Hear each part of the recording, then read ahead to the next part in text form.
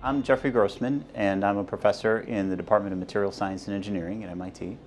And in my research, what we do is we make new materials. So in material science, the objective is to be a builder of materials. But we're builders in a sort of special way. We go all the way down to the scale of the atom and the electron. So really, what's under the hood of a material? What makes it tick? And why are we asking that question? Well, we're asking it because we want to make it better. We want to make a material perform better. We want to make it cost less. We want to make it so that when the material is used in a certain application, the application is more efficient. So in my research, what we do is we design new materials for applications in energy and water.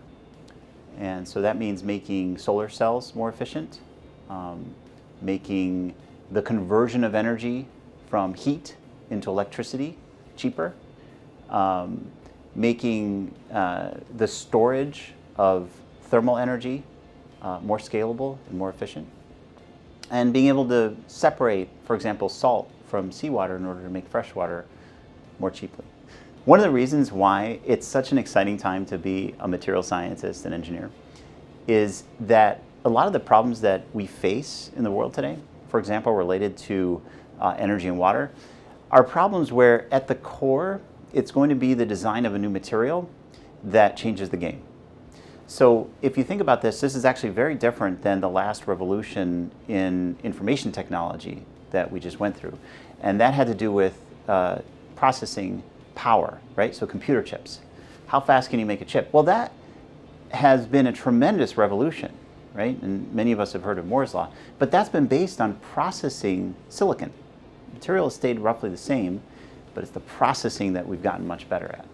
Now, when you look at things like clean tech, or when you look at water, what you find, water filtration, water desalination, what you find is that the bottleneck, right, what is stopping these applications, these conversions of energy and storage of energy from advancing in a game-changing way is the design of a new material.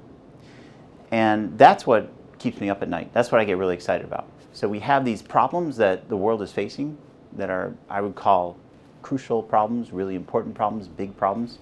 And at the core, the way to solve them is going to be the design of a new material. It's also exciting to be a material scientist and engineer because we are now at the point where we can design a material pretty much all the way down to the scale of the atom and in almost any way we want, right? So we can actually tailor materials down to the scale of the atom in a way that we've never been able to do before. It's an exciting time to design materials.